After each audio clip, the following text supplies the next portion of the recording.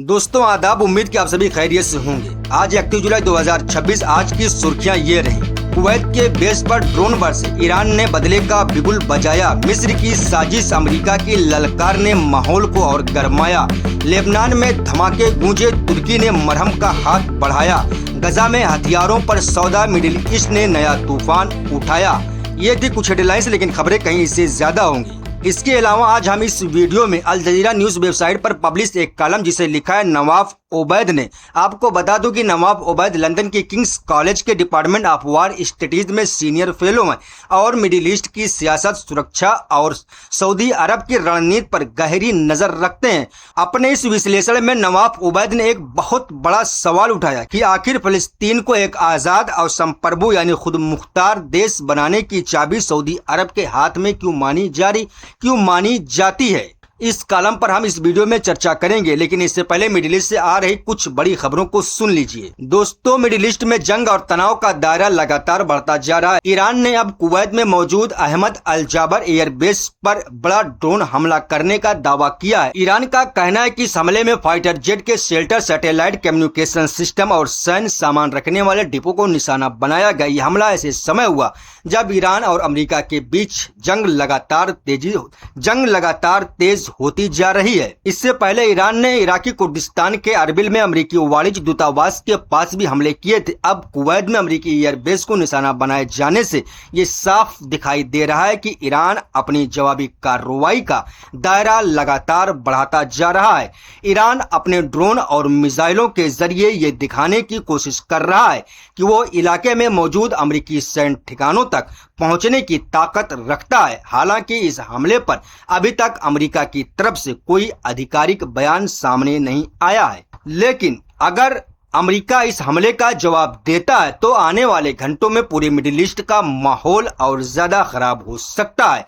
यानी जंग की आग अब एक नए मोड़ की तरफ बढ़ती दिखाई दे रही है। वहीं दूसरी बड़ी खबर ईरान के केशम द्वीप से जुड़ी है। ईरानी संसद के अध्यक्ष मोहम्मद बाकिर गालिबाफ ने केस पर हुए हमले को लेकर अमेरिका को सख्त चेतावनी दी है। उन्होंने कहा है कि केस में हुए इस नागरिक हमले की कीमत अमेरिका को चुकानी पड़ेगी।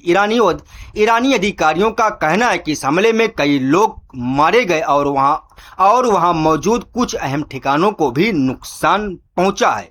ईरान अब इस हमले की जांच कर रहा है और उन्होंने साफ कहा है कि अमेरिका की कार्रवाई का जवाब देने के लिए हर विकल्प उसके सामने खुला है।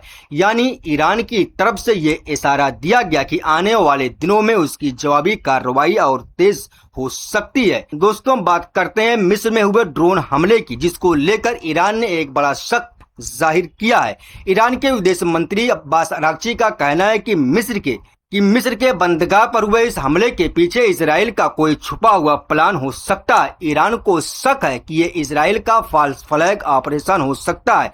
आसान भाषा में कहें तो ईरान का मानना है कि हो सकता है कि हमला किसी और के नाम से कराया गया हो, लेकिन इसके पीछे इजराइल का हाथ हो। ईरान का कहना है कि ऐसा करके इजराइल शायद मिस्र और ईरान के रिश्तों में दूरी पैदा करना चाहता हो और ईरान की छवि को नुकसान पहुंचाने की कोशिश कर रहा हो। हालांकि इस दावे की अभी तक कोई पक्की तस्दीक सामने नहीं आई। वहीं ईरान के एक बड़े सैन्य कमांडर ने अमेरिका को लेकर बहुत सख्त बयान दिया है। उन्होंने कहा है कि अब ताबूत भी अमेरिकी सैन्य सामान का हिस्सा बन गए हैं। उनका कहना है कि अमेरिका मिडिल ईस्ट में बड़ी तादाद में हथियार और सैन्य सामान लेकर आता है, लेकिन उसके कई सैनिक अपने देश वापस ताबूतों में लौटते हैं। इस बयान के जरिए ईरानी कमांडर ने अमेरिका को साफ संदेश देने की कोशिश की है कि अगर जंग और बढ़ी तो अमेरिकी सेना को भारी नुकसान उठाना पड़ सकता है। इन सभी बयानों से साफ लग रहा है कि ईरान और अमेरिका के बीच तनाव अब बहुत खतरनाक स्तर पर पहुंच चुका है। अब किसी भी छोटे हमले या बयान के बाद बड़ी कार्रवाई का खतरा बना हुआ है। उधर तुर्की के राष्ट्रपति रजब तैयब एर्दोगान ने लेबनान के राष्ट्रपति जोसेफ आउन से अंकारा में मुलाकात की। इस मुलाकात के बाद एर्दोगान ने कहा है कि तुर्की दक्षिण लेबनान में दोबारा निर्माण में हर मुमकिन मदद करने के लिए तैयार है।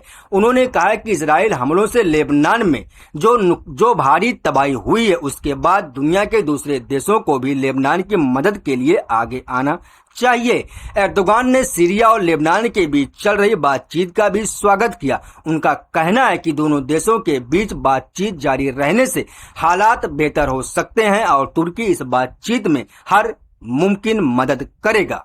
वहीं लेबनान के राष्ट्रपति जोसेफ आउन ने कहा कि उनका देश अपनी जमीन, अपनी आजादी और अपने मुस्तकबिल को मजबूत करने के लिए पूरी तरह तैयार है। उन्होंने कहा कि इजराइल जंग से चाहे जितनी तबाही हुई हो, लेकिन लेबनान फिर से खड़ा होगा।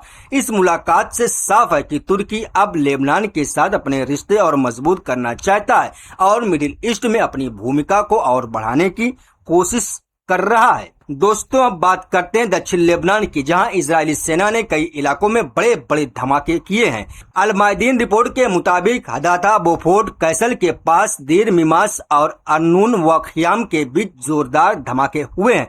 बताया जा रहा है कि इन धमाकों में बड़ी मात्रा में विस्फोटक इस्तेमाल किए गए। धमाकों के बाद आसपास के गाँवों में धूल और धुएं के बड़े बड़े बादल फैल गए। इजरायली सेना का कहना है कि इन हमलों का मकसद इलाके में मौजूद भूमिगत सुरंगों और ठिकानों को खत्म करना। इजराइल का दावा है कि इन सुरंगों का इस्तेमाल लेबनानी प्रतिरोध की बदरी यूनिट करती है, लेकिन दूसरी तरफ यह भी सवाल उठ रहा है कि संघर्ष विराम के बावजूद दक्षिण लेबनान में इजरायली सैन्य कार्रवाई क्यों जारी है। इन धमाकों से कई गांवों और ऐतिहासिक इलाकों को नुकसान पहुंचने की खबरें भी सामने आई हैं। लेबनान का कहना है कि सुरक्षा के नाम पर उसके इलाके को लगातार नुकसान पहुंचाया जा रहा है।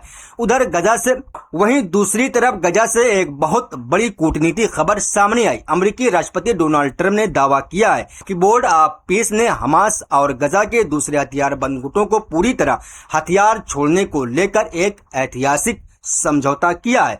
ट्रंप के मुताबिक ये समझौता उनकी 20 सूत्रीय शांति योजना को आगे बढ़ाने की दिशा में बड़ा कदम है। इस योजना के तहत हमास और दूसरे गुट धीरे धीरे अपने हथियार छोड़ेंगे। इसके बदले में इजरायली सेना भी चरणबद्ध तरीके से गजा से पीछे हटेगी। जब हथियार छोड़ने की प्रक्रिया पूरी हो जाएगी तो गजा की सुरक्षा की जिम्मेदारी एक अंतर्राष्ट्रीय सुरक्षा बल और नई फिलिस्तीनी पुलिस को दी जाएगी। इसके बाद गजा में एक फिलिस्तीनी सरकार बनाई जाएगी जो बोर्ड ऑफ पीस के साथ मिलकर काम करेगी। ट्रंप ने इस समझौते में मदद के लिए मिस्र, कतर और तुर्की का शुक्रिया अदा किया, लेकिन अभी तक हमास की तरफ से इस समझौते की कोई पूरी और आधिकारिक तस्दीक नहीं की गई है। कुछ सूत्रों का कहना है कि हथियारों और इजरायली सेना की वापसी को लेकर शुरुआती सहमति बनी है, लेकिन इसे अभी सिर्फ एक मसौदा समझौता बताया जा रहा। हमास के एक अधिकारी ने यह भी कहा कि इजरायली सेना की वापसी शुरू होने से पहले हथियार छोड़ने के मामले में कोई कदम नहीं उठाया जाएगा। वहीं इजराइल को इस समझौते पर अभी भी शक है। इजराइल चाहता है कि हमास पूरी तरह हथियार छोड़ दे और गजा को पूरी तरह हथियारों से खाली किया जाए।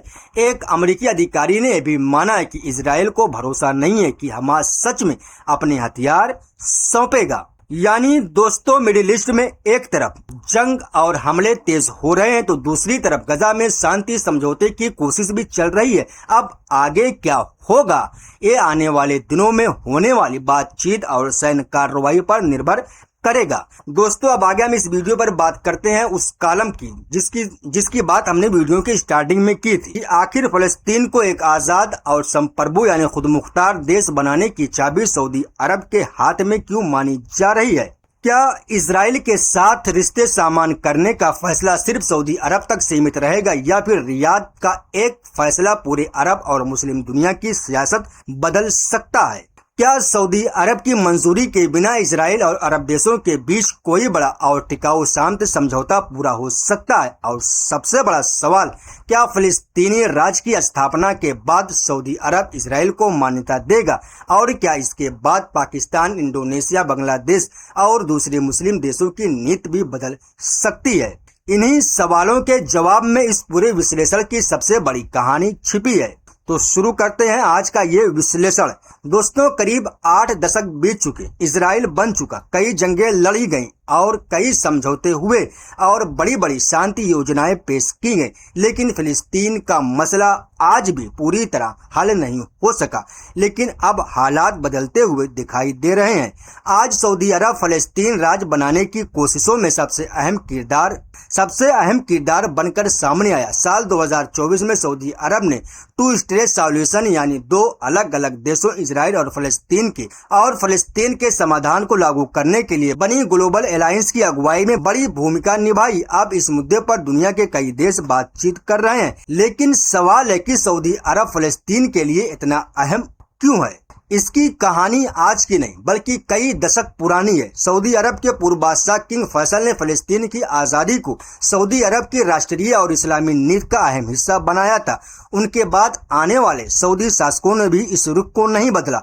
सऊदी अरब का कहना हमेशा से साफ रहा है कि इजराइल के साथ अमन और रिश्ते बनाए रखे जा सकते हैं, लेकिन उसके लिए फलस्तीन को उसका हक मिलना जरूरी है।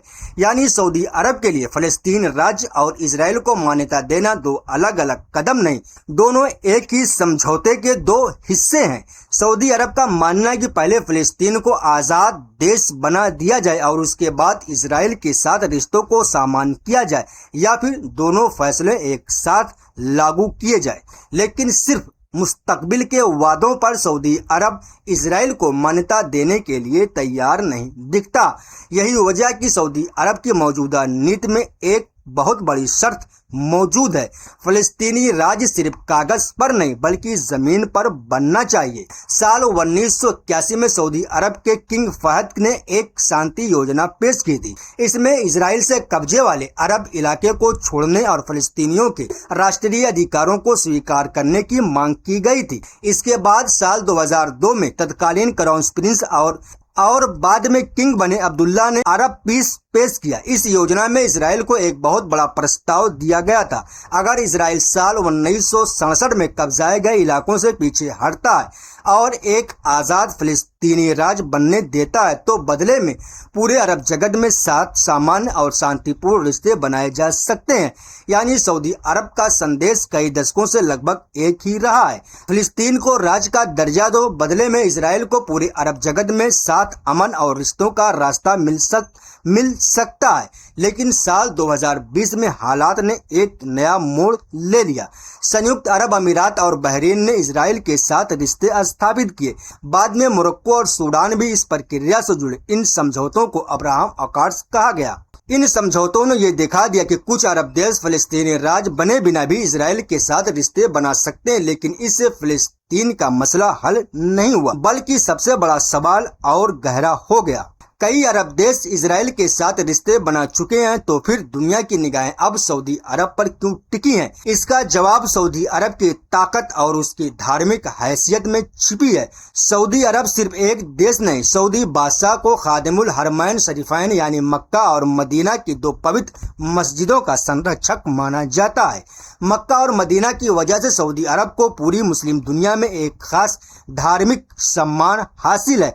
इसलिए अगर सऊदी अरब इजराइल को मान्यता देता है तो उसका असर सिर्फ खाड़ी देशों तक सीमित नहीं रहेगा, उसका असर पूरे अरब और मुस्लिम जगत की सियासत पर पड़ सकता है। सऊदी अरब आर्थिक रूप से भी अरब दुनिया की सबसे बड़ी ताकत है। ये दुनिया के सबसे बड़े तेल उत्पादक देशों में शामिल है। G20 देश सदस्य है, G20 का सदस्य है और अरब जगत की अर्थव्यवस्था में इसका बहुत बड़ा हिस्सा है।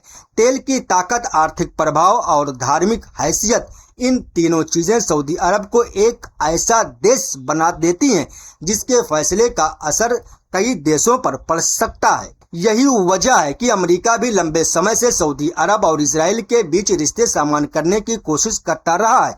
अमेरिका के लिए अब्राहम अकॉर्ड की सबसे बड़ी कमी यही मानी जाती है कि उसमें सऊदी अरब शामिल नहीं है, क्योंकि अगर सऊदी अरब इजराइल के साथ समझौता करता है तो ये सिर्फ एक और अरब देश का समझौता नहीं होगा, ये पूरे मिडिल ईस्ट की सियासत बदलने वाला फैसला हो सकता है। लेकिन यहाँ एक बहुत बड़ी शर्त है। सऊदी अरब का कहना है कि इजराइल के साथ कोई भी बड़ा समझौता तभी टिकाऊ और जायज माना जाएगा जब फलस्तीन को हकीकत में एक आज़ाद और संप्रभु देश बनाया जाए। यानी यानी सिर्फ बातचीत का वादा काफी नहीं होगा, सिर्फ मुस्तकबिल में बातचीत शुरू करने का ऐलान काफी नहीं होगा।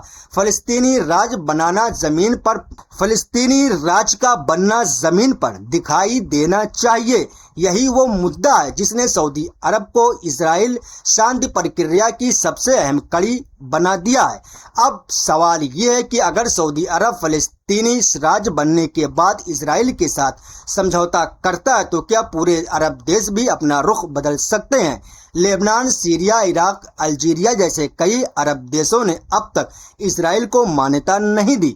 इन देशों के अपने अलग राजनीतिक फैसले हैं, लेकिन अगर सऊदी अरब फलस्तीनी राज की शर्त पर इजराइल के साथ समझौता करता है तो पूरे इलाके का राजनीतिक माहौल बदल सकता है। मिसाल के तौर पर अमेरिका लेबनान को इजराइल के साथ औपचारिक रिश्ते बनाने के लिए प्रोत्साहित कर रहा है, लेकिन फलस्तीनी राज बने बिना ऐसा फैसला लेबनान की घरेलू राजनीति में बहुत मुश्किल हो सकता है। वहीं अगर सऊदी अरब की मदद से फलस्तीन को आज़ाद देश का दर्जा मिल जाता है और उसके बाद इजराइल के साथ एक बड़ा समझौता होता है तो लेबनान समेत कई देशों के सामने हालात अलग हो सकते हैं। ये असर सिर्फ अरब देशों तक सीमित नहीं रहेगा। पाकिस्तान, इंडोनेशिया, बांग्लादेश और मलेशिया जैसे कई प्रभावशाली मुस्लिम देशों ने भी फलस्तीन का मसला हल न होने की वजह से इजराइल को मान्यता नहीं दी है। अगर फलस्तीन एक संप्रभु देश बनता है और सऊदी अरब उस समझौते का समर्थन करता है तो इन देशों के लिए भी अपनी नीति पर दोबारा विचार करने का दबाव बढ़ सकता है। लेकिन यहाँ सबसे बड़ा सस्पेंस अभी बाकी है। क्या इजराइल एक संप्रभु और आज़ाद फलस्तीन राज्य को स्वीकार करेगा? क्या फलस्तीनी क़यादत किसी ऐसे समझौते पर राजी होगा जो उसके अधिकारों और सीमाओं को सुरक्षित करे? क्या अमेरिका दोनों पक्षों के बीच ऐसा समझौता करा पाएगा जो कुछ साल नहीं बल्कि लंबे समय तक चले? और सबसे अहम सवाल, क्या सऊदी अरब को फलस्तीन राज्य बनने की ऐसी गारंटी मिलेगी जिसे वो असली और अपरिवर्तनीय मान सके? फिलहाल इतना साफ है कि सऊदी अरब के लिए फलस्तीन और इजराइल का मुद्दा दो अलग रास्ते नहीं।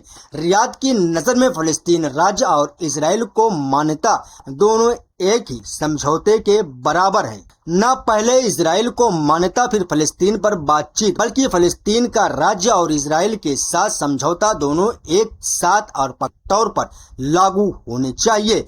इसलिए आने वाले दिनों में दुनिया की निगाहें सिर्फ वाशिंगटन, तेल अवीव या गजा पर नहीं होंगी, नजरें रियाद पर भी टिकी रहेंगी, क्योंकि शायद फलस्तीन की आज़ादी का रास्ता किसी नई जंग से नहीं बल्कि सऊदी अरब के उस फैसले से खुले जिसका इंतजार अरब दुनिया ही नहीं बल्कि पूरी मुस्लिम दुनिया कर रही है। और अब सबसे बड़ा सवाल यही है, क्या सऊदी अरब की शर्त मानकर इजराइल फलस्तीनी राज्य को स्वीकार करेगा या फिर ये शांति प्रक्रिया भी पुराने समझौते की तरह अधूरी रह जाएगी? अभी के लिए बस इतना ही। मिलता है अगली बार, तब तक अपना ख्याल रखिएगा। अल्लाह हाफिज।